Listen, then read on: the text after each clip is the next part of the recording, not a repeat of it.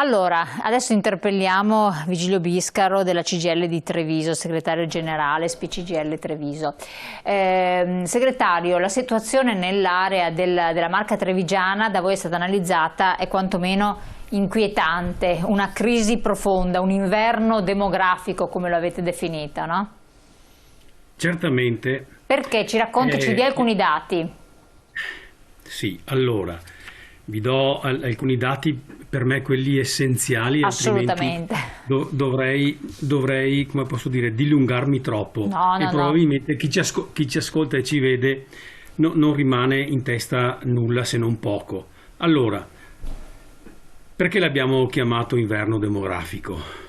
Perché ormai abbiamo superato la soglia dell'equilibrio e superata questa soglia bisogna reagire.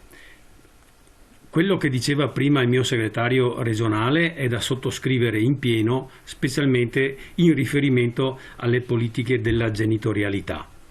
Ma noi, fra il 2012, intendo dire Treviso, e il 2021, siamo passati da 876.000 abitanti a 878.000.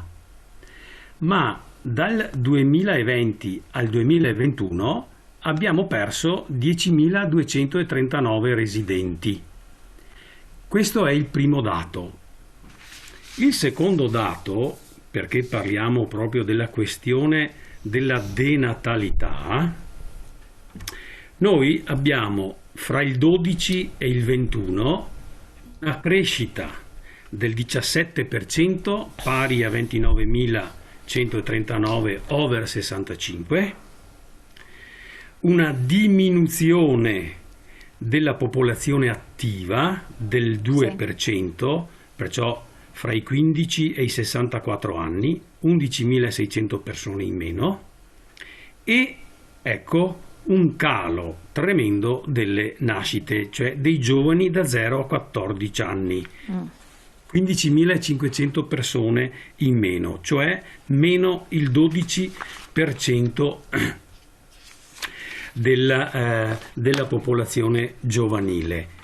E i nostri comuni, perché l'analisi l'abbiamo fatta in tutti e 94 i comuni, nei nostri comuni pochissimi si salvano rispetto al calo dei nati, perché caliamo quasi in 2.994 nuovi nati in questi anni. Solo 6 comuni su 94 registrano dei dati positivi. Gli altri vanno dal meno 69, non dico i comuni, dal meno 69% al meno 60, meno 40%. Che cosa ci dice che cosa ci dicono questi dati qui?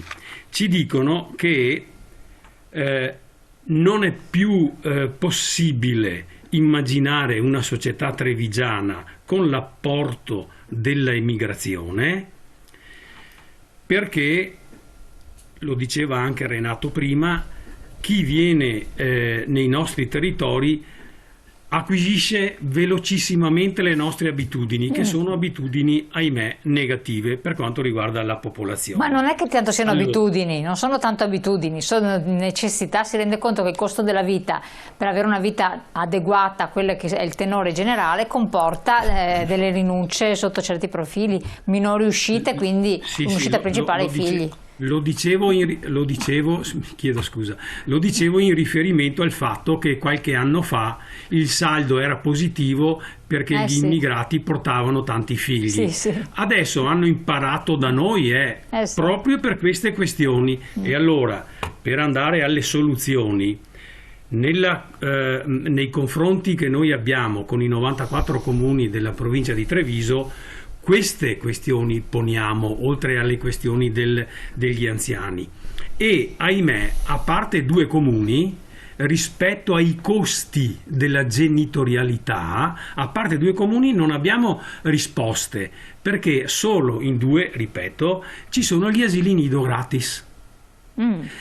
Perciò questa è una risposta al fatto che le giovani coppie, come posso dire, difficilmente fanno figli. Poi ci sono tante altre questioni, ma la cosa principale è che i giovani con lavori precari, mal pagati, parliamo anche di cooperative che pagano 4 euro l'ora, e questi come possono immaginare che il futuro sarà roseo e aumentare il numero dei loro familiari attraverso i figli? Non lo potranno fare mai, e perciò dal mio punto di vista una politica seria comincia con dare dei diritti sicuramente migliori ai genitori, perciò congedi più lunghi ai papà e anche alle mamme, a costo della società, cioè non è a carico della società. Non è possibile immaginare che 2 lavoratori precari, magari a part-time,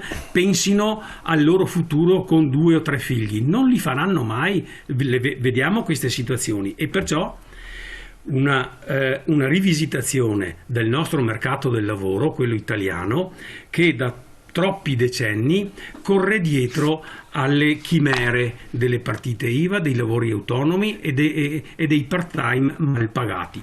Questa è la vera questione per dare sicurezza per un futuro della società italiana. Un lavoro stabile, con diritti certi e servizi, lo diceva anche Renato giustamente, non bonus. Basta, tiriamoli via tutti questi bonus qua. Dobbiamo dare servizi statali a tutte le giovani coppie che hanno in essere, insomma, che vogliono fare figli. Questa è la mia considerazione che faccio, e adesso mi fermo e dopo rispondo ad altre domande. E vi darò altri numeri, ne ho finché volete. No, ma volevo anche approfittare di questa situazione, perché ha analizzato tra l'altro un altro aspetto, che ci sarebbe nei comuni della Marca, vi risulta tra 0 e 6 anni un calo del 20% della popolazione, cioè bambini piccoli entro la prima elementare, e questo vuol dire accorpamento anche delle classi, strutture non completamente efficienti dal punto di vista anche dell'educazione dei bambini. Le leggo un messaggio che è arrivato in questo momento: quando c'è stata l'emancipazione femminile dovevano prima pensare a creare un sistema di tutela per chi fa figli. Questo è il logico risultato, la classica regola domanda-offerta, la quantità di lavoro è uguale ma i lavoratori duplicati, quindi si sono dimezzati i salari. Poi è arrivato un altro messaggio prima che diceva che era più facile pensare ad aver figli negli anni 70, adesso vediamo, quello lì lo leggo: forse negli anni 70 avere un figlio era una gioia, ma ora con i problemi di lavoro sempre più incessante, poi con il web che porta a altri problemi, più problemi che soluzioni, avere un figlio è da eroi. Che cosa ne dice di questi messaggi? Che sono completamente d'accordo, e lo dico purtroppo perché non c'è una soluzione immediata a questi messaggi, che sono di per sé anche tragici per il futuro della società. Allora io mi domando: una società democratica che guarda il futuro deve avere un welfare che diventa sempre più privatistico, o deve avere un welfare pubblico universale? Una società che guarda il futuro premia le nuove generazioni o premia solo il profitto?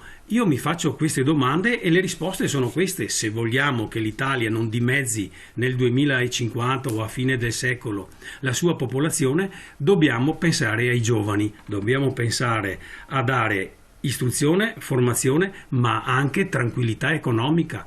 Il fatto è, qui abbiamo colpe tutti, anche noi come sindacato, lo dico tranquillamente, quando abbiamo lasciato passare i contratti a termine, che poi sono diventati anche voucher, vi ricordate queste cose qua? Sì, benissimo, siamo arrivati ad avere delle persone che, piuttosto di essere tutelate da un contratto nazionale, penso ai rider, dicono che da soli è meglio. Da soli la prova provata è come siamo messi, è peggio. Perché?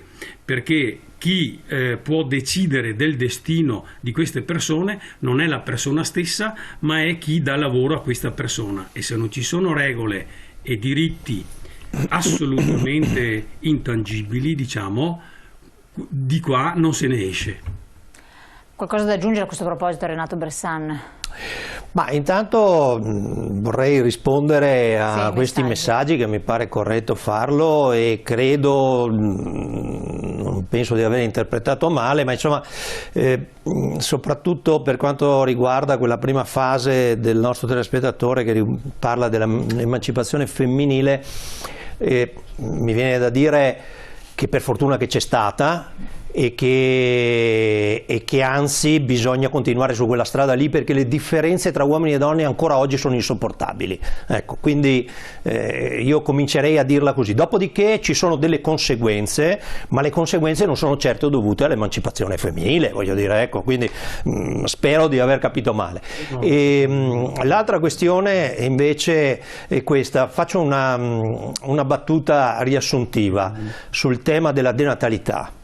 Noi oggi siamo a un tasso di fertilità dell'1,2. Per le leggi venatorie, per tutta una serie di razze animali, quando si scende sotto il 2 si blocca la caccia, viene vietata la caccia, perché quella razza è a rischio estinzione. Ecco, noi siamo a 1,2. Ecco, lo dico così perché insomma, giusto per far capire a che livello siamo. Ecco. Dopodiché c'è un altro tema che riguarda, come dire, la forza lavoro, perché quando noi parliamo di mantenimento del welfare dobbiamo sapere, come dire, che il mantenimento del welfare passa attraverso, come dire, il pagamento di tributi. Ora, continua a essere insopportabile che in questo paese abbiamo 200 miliardi di evasione fiscale, si facesse per davvero la lotta all'evasione fiscale, ma soprattutto bisogna sapere che la forza lavoro è l'altra slide, se magari la mettiamo in onda, che continua a calare. E continua a calare la forza lavoro, che vuol dire che noi appoggiamo il mantenimento del nostro welfare su un numero di contribuenti e di lavoratori che si riduce sempre di più. Allora, se, eccola lì, esattamente, come dire, quella montagna che sta scendendo lentamente e che continuerà a scendere. Allora, a questi lavoratori, che nella slide vicino, quella a piramide, si vede nei prossimi 10 anni cosa succederà, e nei prossimi 10 anni la parte sopra se ne andrà in quiescenza, quindi in pensione, e sarà sostituita dalla parte sotto, quella tra i 15 e i 24 anni, e come si vede benissimo non è in grado di essere sufficiente a coprire la parte che andrà in pensione. E anche da qui, siccome sono i giovani, poi non possiamo meravigliarci se spesso i nostri giovani se ne vanno da qualche altra parte, perché gli stiamo chiedendo, come dire, di essere bravi, di essere flessibili, di essere pagati poco, di fare pure tanti figli e poi di mantenerci tutto il welfare. Ecco, cioè, i miracoli non li possono fare, perché mi pare che stanno già facendo abbastanza. Troppo performanti. Leggiamo un messaggio, poi andiamo subito in pubblicità, poi ritorniamo ancora insieme. Forse la denatalità è un male per l'uomo, ma un bene per il mondo. Insomma, adesso allora, non vorrei prendere il rover, dover andare a vivere su Marte, insomma, ecco, non... Assolutamente. Andiamo in pubblicità intanto.